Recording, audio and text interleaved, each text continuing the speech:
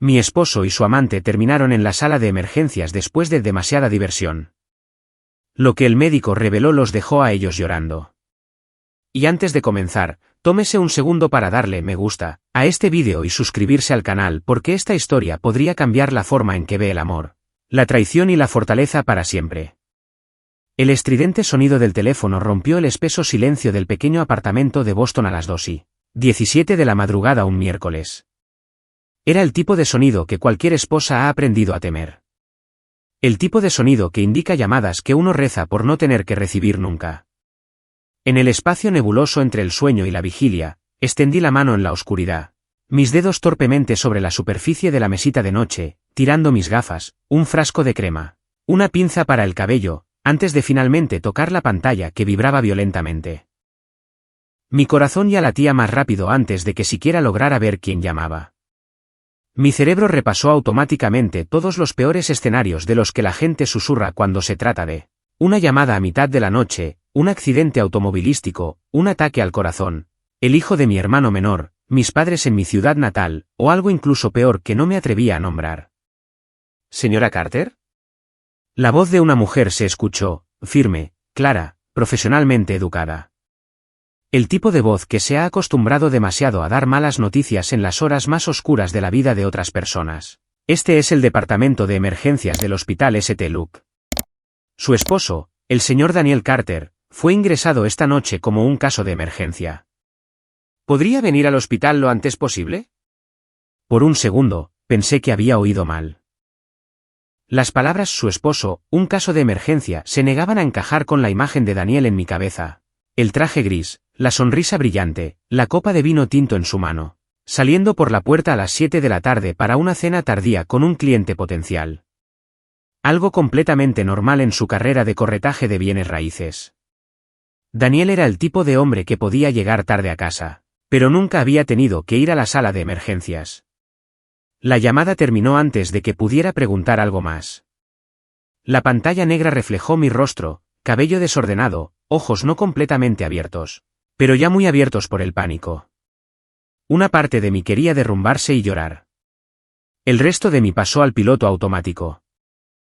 Me puse lo que pude agarrar, los jeans doblados apresuradamente sobre la silla, el suéter gris que aún olía a suavizante de telas, las zapatillas que todavía tenían restos de sal y tierra pegados a las suelas de la nieve de la semana pasada.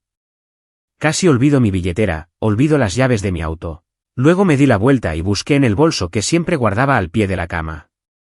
Cada movimiento fue rápido, decisivo, pero debajo de todo, un pánico lento y latente comenzaba a surgir. El ascensor se movía insoportablemente lento. El tipo de lentitud que solo aparece cuando se está compitiendo contra el miedo. El pasillo del 12º piso estaba terriblemente silencioso. Solo el zumbido bajo del calentador y el resplandor verdoso enfermizo del letrero de salida al final del pasillo. Cada uno de mis pasos resonaba bruscamente contra el azulejo, como si todo el edificio estuviera escuchando mi pánico. Afuera, Boston estaba sumergida en una oscuridad fría y húmeda. Las farolas extendían solitarias franjas amarillas sobre la nieve que se había vuelto gris. Me deslicé en el asiento del conductor. Mis manos temblaban tanto que tuve que agarrar el volante durante unos segundos para estabilizarme. El reloj del tablero cambió a las 2:23 de la madrugada. Mientras encendía el motor, las calles del centro a esa hora estaban casi vacías, algunos taxis, algunos camiones de reparto. Conduje, casi incapaz de recordar cada tramo de carretera, pero mi mente seguía dibujando escenas cada vez peores, Daniel en un accidente de camino a casa, una hemorragia cerebral, un derrame cerebral, tendido inmóvil en una camilla, con tubos enredados por todas partes. Luego, un pensamiento cruzó mi mente, y lo aparté casi automáticamente. Como abofetearme dentro de mi propia cabeza. No es el momento de dudar, me dije. No es el momento de pensar en esas cenas tardías con clientes que se extendían más allá de la medianoche. Las llamadas que tuve que hacer 3 o 4 veces antes de que finalmente contestara. Su respiración ligeramente agitada mientras decía, estoy en una reunión. Te llamo más tarde. Agarré el volante con tanta fuerza que mis nudillos se pusieron blancos. Como si pudiera aplastar esa inquietud hasta que se hiciera añicos y desapareciera. El departamento de emergencias del Hospital St. Luke estaba iluminado como si fuera de día cuando irrumpí por las puertas de cristal. La luz fluorescente golpeó mis ojos, fría y aguda como una cuchilla. El amargo olor a desinfectante se mezclaba con café viejo, sudor y una preocupación espesa y pesada tan densa que casi se podía saborear en la lengua. Un hombre de mediana edad se agarraba la cabeza con dolor. Un niño pequeño con el brazo vendado. Una anciana jadeaba en una silla de ruedas. Cada uno era una historia separada que estallaba casi a las 3 de la madrugada. Nadie sabía ni le importaba que mi mundo acababa de empezar a desmoronarse justo en el mostrador de admisión, frente a mí. Soy Clare Carter, dije sin aliento a la enfermera detrás del mostrador que estaba tecleando algo en la computadora. Tenía ojeras por el turno de noche. Mi esposo, Daniel Carter, acaba de ser traído. Ella miró la pantalla. Unos cuantos clics rápidos, claramente demasiado familiarizada con caras de pánico como la mía. Sí, él está en el área de tratamiento A3. Venga conmigo. Su voz era suave, pero había una capa de agotamiento debajo, como si esta fuera solo una de cientos de crisis por las que tenía que guiar a la gente cada semana. Caminamos por largos pasillos blancos, con carteles en las paredes sobre prevención de accidentes cerebrovasculares, control de la presión arterial, chequeos de rutina. Cada puerta cerrada escondía una versión diferente del desastre, un bebé llorando, el pitido de las máquinas de monitoreo, un médico gritando nombres de medicamentos, el traqueteo de los carros por el suelo. Mis zapatos hacían clics secos en el azulejo, mi corazón latiendo al ritmo del pitido de algún monitor en la habitación de al lado. La enfermera dijo, mientras doblábamos una esquina, su voz aún mantenía la misma calma profesional. El médico ha hecho las pruebas necesarias.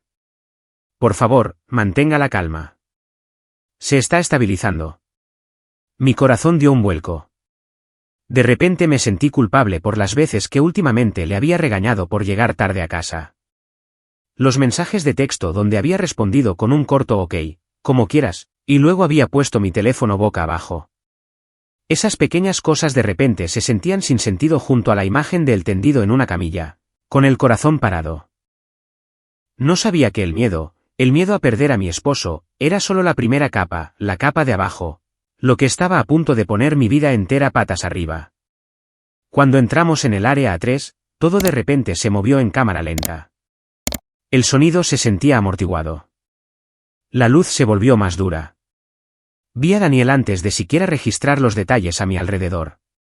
Estaba tendido en una camilla de emergencia, con la piel pálida, el cabello empapado en sudor, su cuerpo cubierto de electrodos conectados a un monitor, dibujando líneas dentadas en la pantalla.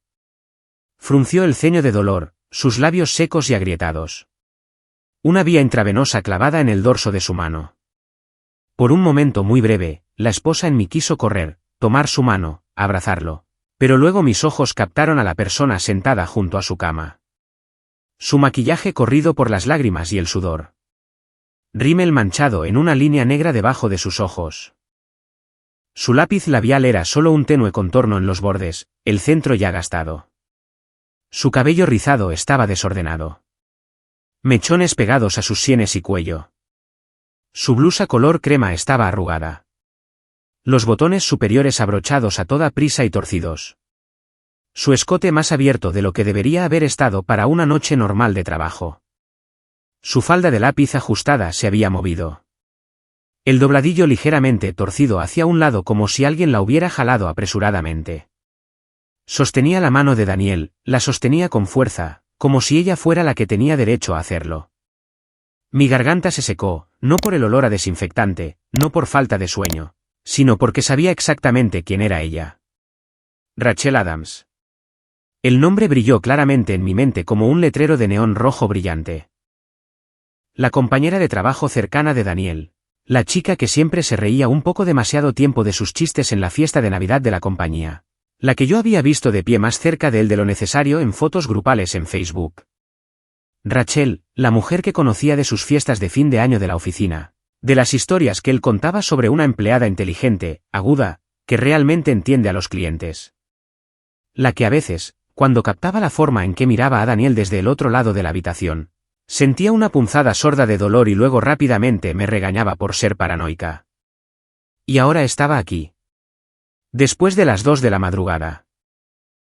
En el departamento de emergencias del hospital, sentada cerca de la cama de mi esposo, su ropa desaliñada de esa manera exacta que cualquier mujer adulta entiende que significa que acaba de pasar por algo. La confirmación visual directa de lo que había sospechado pero nunca quise admitir me golpeó como un mazazo. La cena de trabajo de mi esposo era claramente otra cosa por completo, y cualquier emergencia médica que los había llevado juntos al hospital había ocurrido bajo circunstancias que hacían imposible negar su relación. La doctora que nos atendía se acercó a nosotros con pasos firmes pero no apresurados. Sus zapatos hacían suaves clics contra los azulejos blancos y pulidos del área de emergencias. Las luces fluorescentes se reflejaban en la pequeña etiqueta con su nombre en su bata blanca. Doctora Sarah Mitchell, medicina de emergencia. Sus ojos no estaban en pánico, no eran curiosos, no estaban sorprendidos. Eran los ojos de alguien que había visto suficientes familias desmoronarse en largas noches como esta.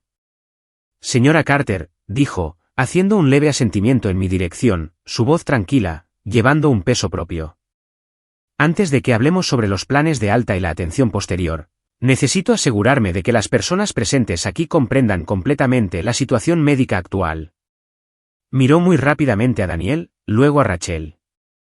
Solo una mirada, pero lo vi. Ella sabía. La doctora Mitchell corrió la cortina de privacidad alrededor del área de tratamiento de Daniel y revisó su expediente médico con la cuidadosa atención requerida para un diagnóstico importante. El ambiente clínico, iluminación estéril, equipo de monitoreo pitando constantemente, el fuerte olor a desinfectante, creó un telón de fondo surrealista para lo que estaba a punto de convertirse en uno de los momentos más devastadores de mi vida adulta. Señor Carter, señorita Adams. La forma en que pronunció sus nombres sonó más como la lectura de un veredicto que como parte de un procedimiento médico. Todas las pruebas que realizamos esta noche, hizo una pausa exactamente a la mitad del compás, dieron positivo para clamidia. Además, hay una infección bacteriana secundaria. Esta condición requiere tratamiento antibiótico inmediato. Pasó otra página en el expediente. Podía ver las líneas de texto, pero mis ojos no podían leer nada. Si se retrasa el tratamiento, dijo, su voz ni más alta ni más baja, pero pesada como una piedra cayendo al agua, el riesgo de complicaciones es muy alto. El silencio que siguió a sus palabras fue absoluto y sofocante. Daniel no se movió. Su rostro se puso completamente pálido, como si toda la sangre se hubiera drenado de él en un instante. El sudor salpicaba su frente a lo largo de la línea del cabello. Sus labios secos y agrietados se movieron ligeramente, pero no salió ningún sonido. Rachel era diferente. Levantó ambas manos para cubrir su boca. Su viejo esmalte de uñas color nude temblaba. Vi sus hombros empezar a temblar. Luego se le escapó un sollozo, muy pequeño al principio, luego cada vez más fuerte. No el tipo de llanto por arrepentimiento, no el tipo de llanto por vergüenza. Era el llanto de alguien que acababa de darse cuenta de que el precio de unas pocas horas robadas no era solo moral, sino su propio cuerpo. Para mí, el tiempo pareció detenerse por completo mientras procesaba las implicaciones de lo que acababa de escuchar. El romance de mi esposo ya no era solo una cuestión de traición emocional. Ahora había creado claros riesgos para la salud, afectándome directamente a mí y potencialmente impactando toda la estructura de nuestra familia. El concepto abstracto de infidelidad conyugal se había convertido en resultados de pruebas, diagnósticos médicos y un plan de tratamiento que requeriría semanas de cuidadosa supervisión. La doctora Mitchell siguió hablando. Su voz era firme, clara, profesional. El tratamiento antibiótico durará al menos 2 semanas. Durante ese tiempo, se debe evitar el coito y se deben monitorear los síntomas secundarios. Señora Carter. La doctora se volvió hacia mí, su voz suavizándose solo un poco. También le recomendamos que se haga la prueba esta noche para estar segura. Asentí mecánicamente. Los términos médicos se deslizaron por mis oídos como la lluvia golpeando una ventana de cristal. Escuchaba, pero ya no estaba realmente escuchando. Una mujer con una chaqueta de color marrón claro, con el cabello pulcramente recogido en un moño y gafas finas con montura plateada. En sus brazos sostenía una gruesa pila de papeles, cuidadosamente sujetos con clips. Entró y rompió el silencio mortal. Sonrió muy ligeramente. Disculpe la interrupción, dijo, su voz suave, pero muy clara. Solo necesito confirmar alguna información de facturación con la familia. Caminó hacia la cama de Daniel, sus ojos se detuvieron en él, luego en Rachel, y finalmente en mí. ¿Es usted la titular de la tarjeta? Antes de que pudiera responder, Daniel habló. Su voz era débil, pero lo suficientemente clara para que yo escuchara.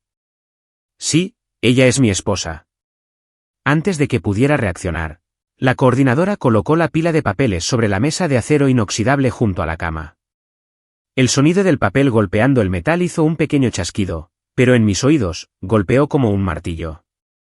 Hemos procesado el depósito de emergencia. El pago se realizó con su tarjeta de débito. Parpadeé una vez, luego 2 veces. Creí haber oído mal. ¿Perdone? Mi voz estaba seca. Ella me mostró la primera página, tocando ligeramente con su dedo índice. Nombre del titular de la tarjeta, Clare Carter. Pago procesado a la 1:51 de la madrugada, incluyendo tarifas de emergencia para el señor Carter y el paciente acompañante. Paciente acompañante. No hacía falta nombrarla. No hacía falta explicar. Miré el papel, filas de números, códigos de transacción, sellos de tiempo, una línea de texto impreso en negro, claro como el día. Sentí como si alguien hubiera usado mi propia billetera y me hubiera abofeteado con ella. Me volví hacia Daniel. Él no me miró. Sus ojos estaban fijos en el techo, como si la luz fluorescente de allí fuera más interesante que enfrentarse a su esposa. Mi cuenta bancaria, el dinero que gané a través de mi carrera en la gestión de organizaciones sin fines de lucro, había sido utilizada para pagar un tratamiento médico causado por su romance. El simbolismo era brutal y exacto. Literalmente estaba pagando el precio de la traición de mi esposo, tanto financiera como médicamente. Esta violación se sintió total y calculada, como si cada parte de nuestra vida compartida hubiera sido utilizada en mi contra. Me agaché y recogí el abrigo de cachemir de Rachel que estaba en el suelo, el que le había regalado la Navidad pasada porque había sido invitada a la fiesta de mi familia. Lo doblé cuidadosamente, lo coloqué en el brazo de la silla y la miré directamente a los ojos por primera vez desde que entré. Sabes, Rachel, mi voz era ligera como un susurro. Esta cantidad de dinero es suficiente para financiar la matrícula universitaria de 3 niños huérfanos. Ahora está fluyendo por tus venas.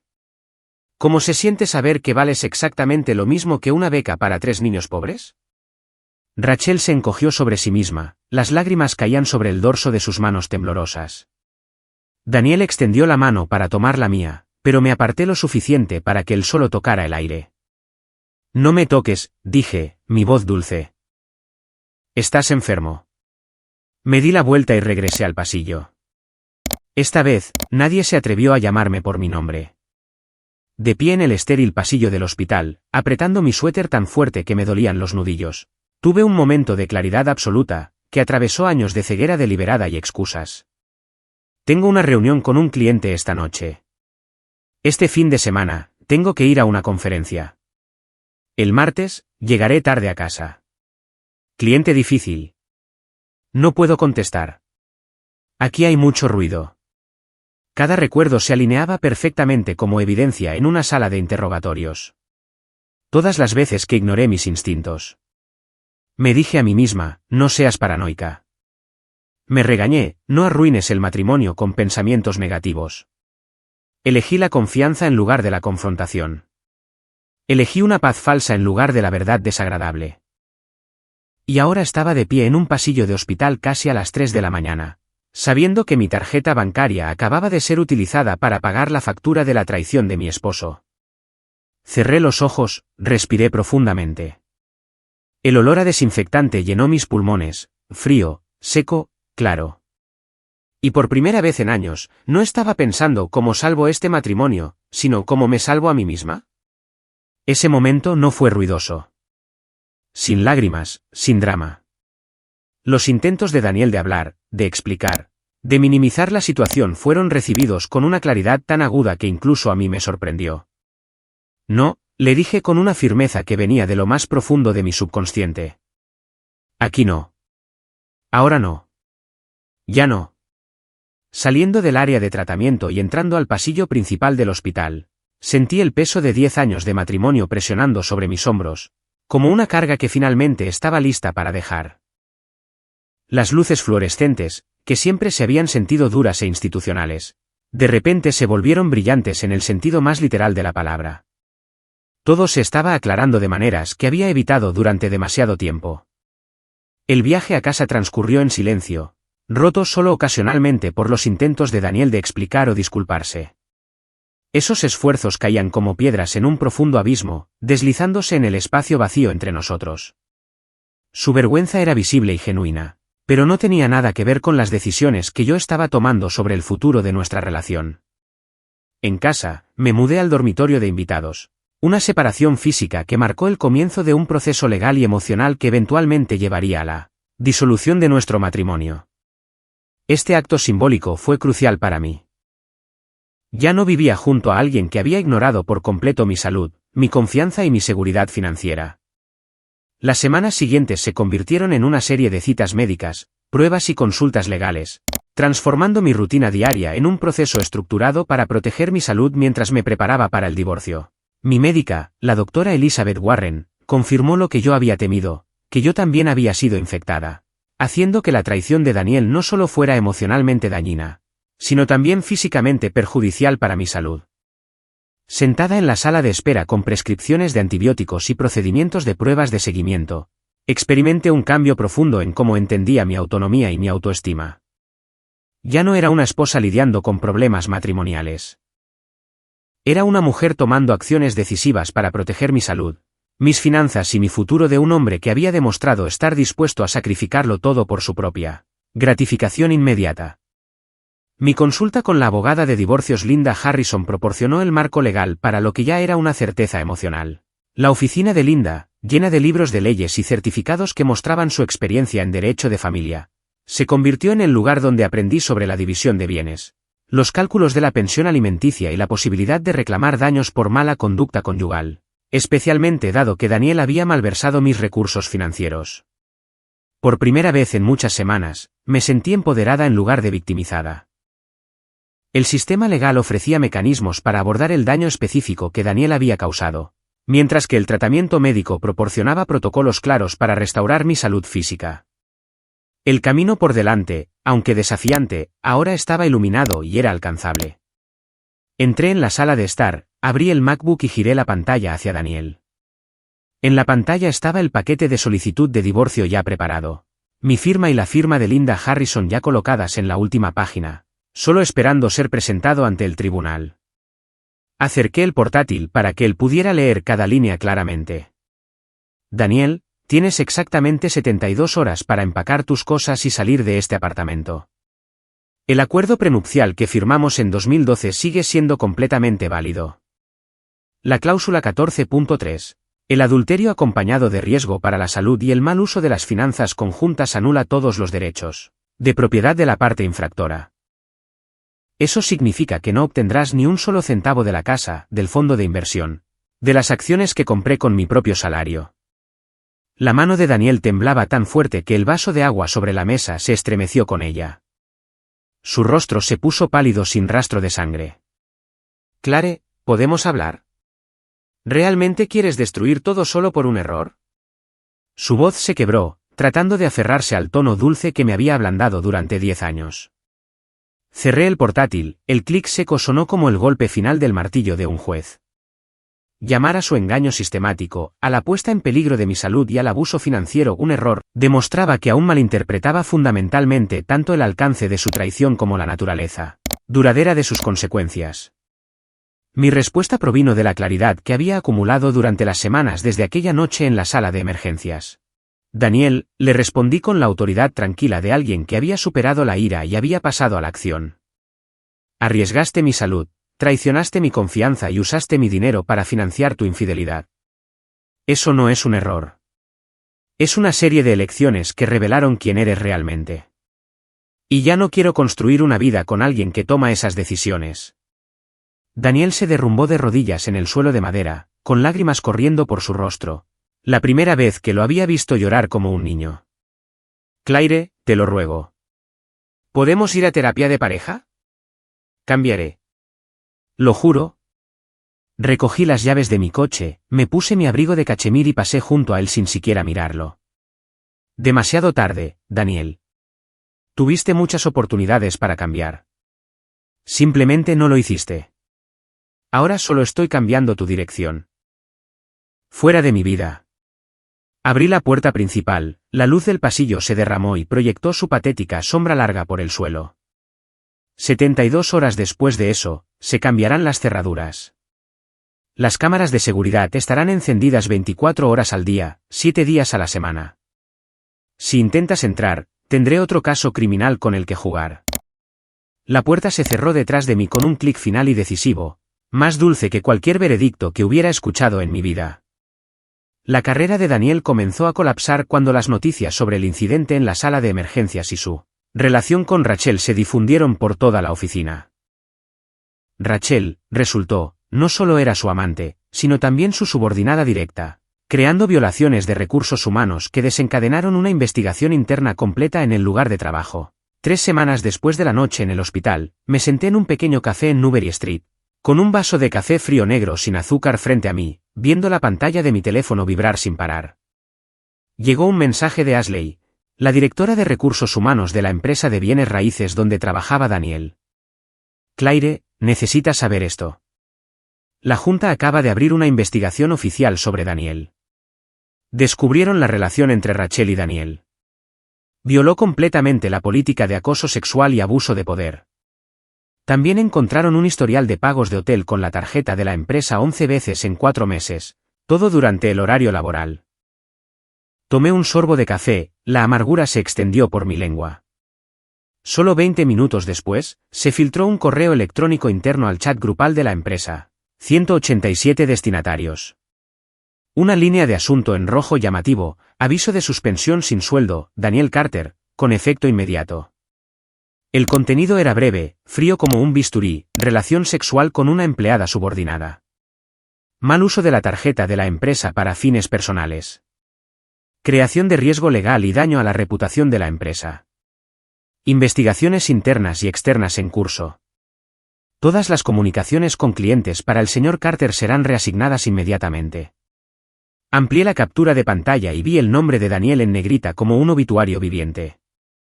A las 3 de la tarde de ese mismo día, Daniel hizo una videollamada.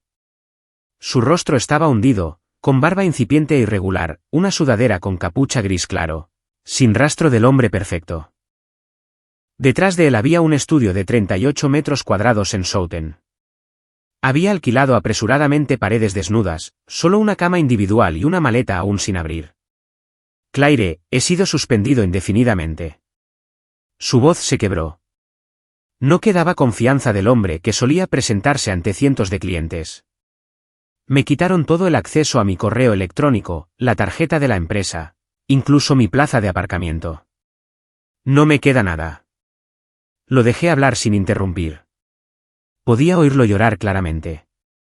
El llanto de un hombre de 41 años que acababa de darse cuenta de que el mundo que construyó durante 15 años podía derrumbarse con un solo clic. La reputación de Daniel, antes respetada, se había convertido ahora en una carga que la empresa ya no podía soportar. Rachel abandonó discretamente tanto la empresa como la ciudad. Su carrera y reputación destruidas por una relación que había prometido emoción pero solo entregó consecuencias. El chismorreo que siguió a su partida se sintió como un reconocimiento colectivo de toda la comunidad de que esas acciones tuvieron consecuencias mucho más allá de las personas directamente involucradas. Amigos y familiares me apoyaron plenamente, revelando la verdadera fuerza de las relaciones construidas sobre el cuidado genuino en lugar de la obligación. Mi hermana voló desde Chicago, trayendo vino, consejos prácticos y una lealtad incondicional que me había acompañado durante la infancia, y ahora me ayudaría en la transición más desafiante de mi vida adulta. El club de lectura que había descuidado en los últimos meses de mi matrimonio me recibió de nuevo con comprensión y aliento. Mis colegas en la organización sin fines de lucro donde trabajaba hicieron espacio para la flexibilidad, permitiéndome organizar citas médicas y reuniones legales sin dañar la carrera que había mantenido durante todo mi matrimonio. Estas relaciones, sostenidas por el respeto mutuo y el afecto real, contrastaron completamente con la dinámica transaccional en la que mi matrimonio parecía haberse convertido. Ese contraste trajo luz y sanación de maneras que me ayudaron a entender lo que quería priorizar en futuras relaciones. Los meses siguientes a los procedimientos de divorcio trajeron desafíos que no había anticipado. Dolor por la vida que pensé que estaba viviendo. Ira por mi propia ceguera deliberada y las dificultades prácticas de construir un hogar independiente después de 12 años de convivencia. Sin embargo, esas dificultades vinieron acompañadas de descubrimientos que me sorprendieron por su riqueza y satisfacción. Empecé a correr, al principio como una forma de alivio del estrés, pero gradualmente como una fuente de logro físico y claridad mental. Las millas matutinas por los barrios de Boston me dieron tiempo para reflexionar, ayudándome a procesar las complejidades emocionales de reconstruir mi identidad como una mujer soltera que se acercaba a los 40 años.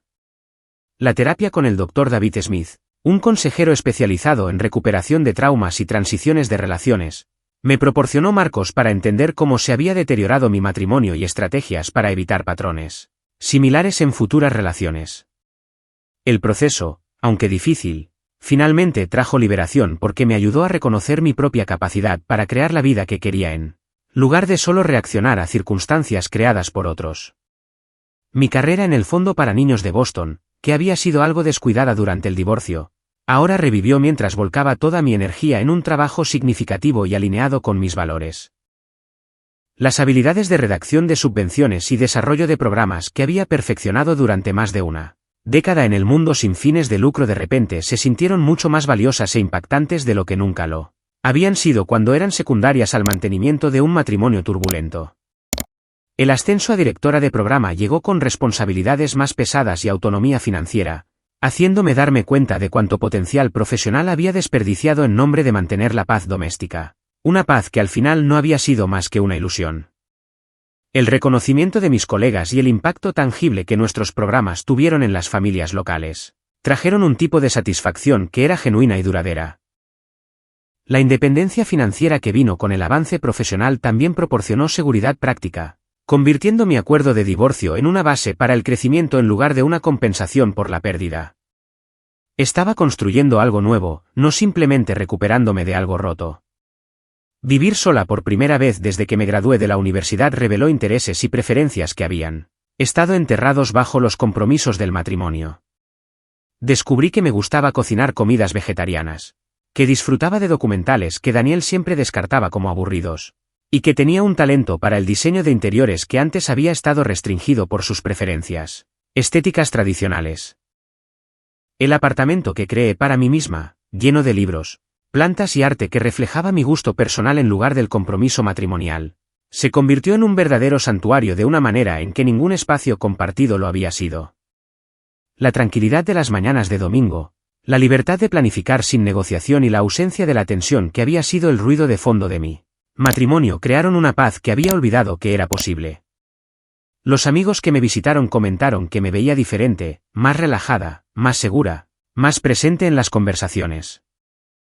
Una personalidad que alguna vez fue silenciada por la necesidad de manejar la disfunción marital estaba emergiendo de nuevo con una especie de energía y honestidad que incluso a mí me sorprendió.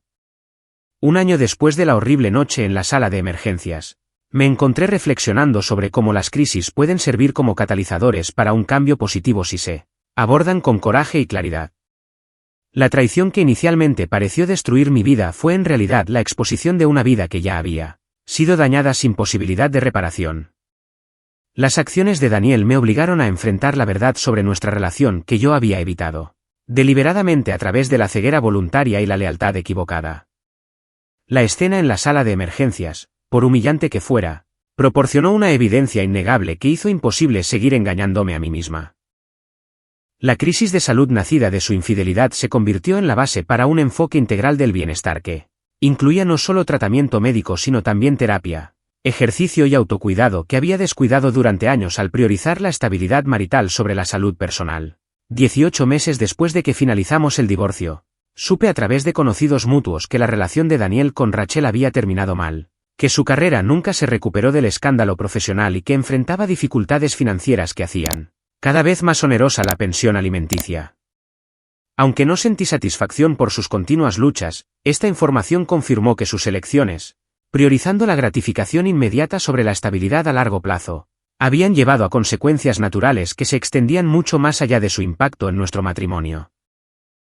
Su patrón de mal juicio era claramente consistente y continuo. Mientras tanto, mi vida se había asentado en rutinas y relaciones que traían una satisfacción real y una alegría duradera. El club de lectura se convirtió en una fuente de estimulación intelectual y amistad. Correr evolucionó hasta participar en carreras benéficas que combinaban el entrenamiento físico con la recaudación de fondos para causas que me importaban.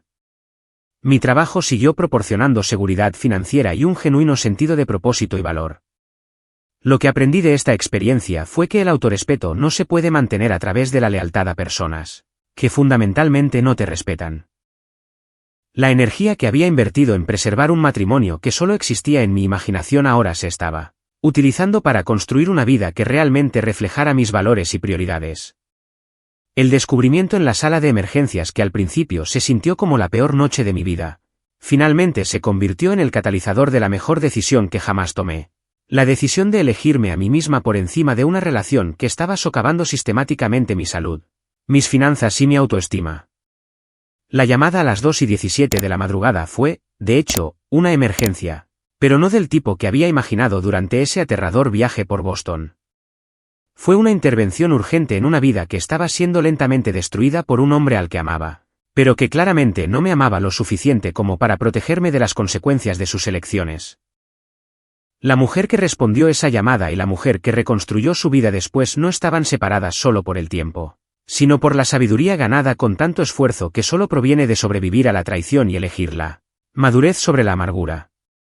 La sala de emergencias fue el comienzo de mi proceso de curación, no solo de una enfermedad de transmisión sexual, sino de una relación que había estado envenenando lentamente mi vida durante años. Esa horrible noche se convirtió en el cimiento de todo lo bueno que siguió. Prueba de que a veces lo peor que te puede pasar también puede ser lo mejor si tienes el coraje de ver con claridad y actuar en consecuencia. Si esta historia te conmovió o te recordó que tu valor nunca se define por la traición de otra persona, dímelo en los comentarios. ¿Alguna vez te has elegido a ti misma después de que alguien rompió tu confianza? Tu historia podría ayudar a alguien más a sentirse menos solo. No olvides darle me gusta a este vídeo, suscribirte al canal y activar las notificaciones para no perderte la próxima historia.